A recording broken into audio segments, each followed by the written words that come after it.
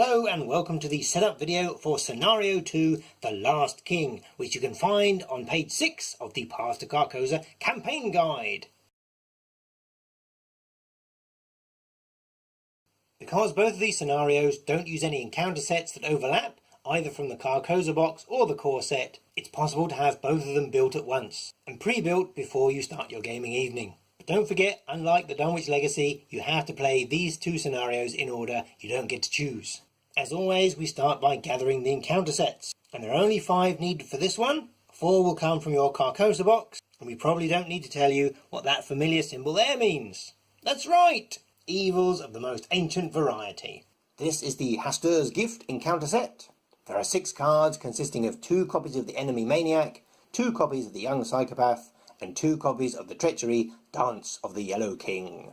This is the 6-card Decay and Filth encounter set, consisting of 2 copies of the Enemy Roach Swarm, and 2 copies of Corrosion, and 2 copies of Ooze and Filth, which are Treachery cards. This is the 3-card encounter set called The Stranger, and there are 2 copies of Marked by the Sign, and 1 copy of The Pale Mask Beckons. This is the Ancient Evils set from the core box, and it consists of 3 copies of Ancient Evils.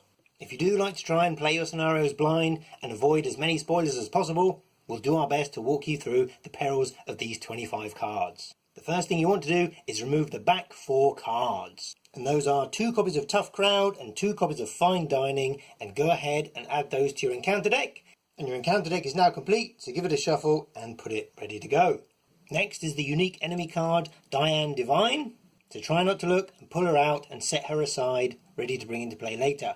Now the next 5 cards from the back look like this. They are story assets. And it is vital you don't flip these over, don't look at the back because they don't have an encounter or a player back, they've got something special.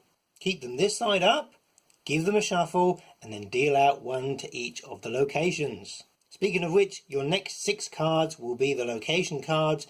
All of them start in play, nothing gets set aside, there's only 1 copy of each, so this is nice and simple. There is a suggested placement in the book, and when you've dealt them out randomly, 1 to each location except the foyer, you're going to put some clues on them. You're going to put 1 clue on to start, and then 1 additional clue per investigator. So if you're playing solo, you start with 2 clues. If there are 2 players or you're playing two-handed, that'd be 3 clues. 3 players, 4 clues. 4 players, 5 clues. You're getting my drift here. There's a maximum of 5 clues, or a minimum of 2 clues. Okay, so here are your locations set up.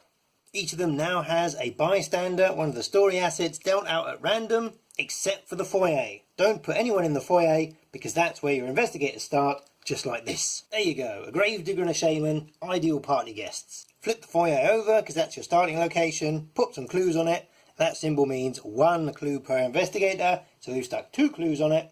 And now you're going to put some clues on your story assets. Each bystander gets 1 clue to start with, and they get 1 additional clue per investigator. So we'd add 1 for Akache, and 1 for Bill Yorick. And do this for all of the bystanders.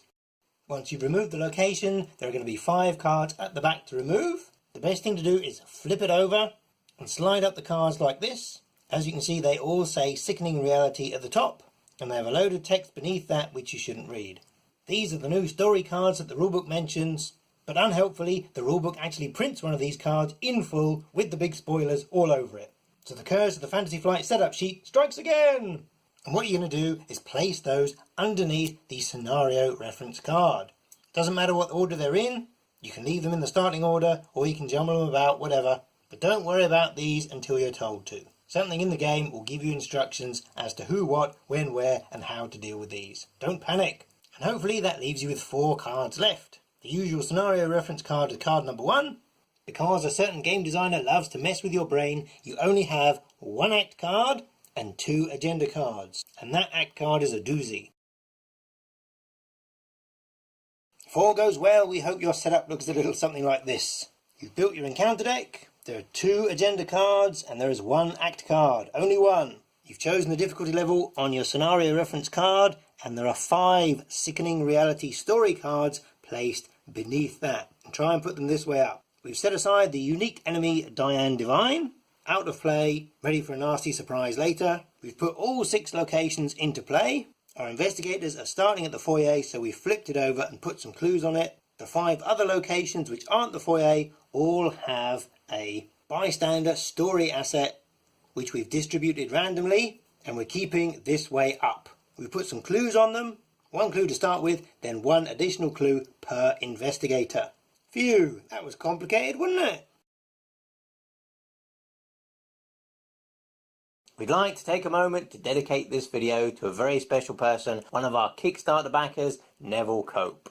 Alright Neville, how you going? We really appreciate your contribution to keeping the Arkham Chronicle up and running and making video. Cheers mate!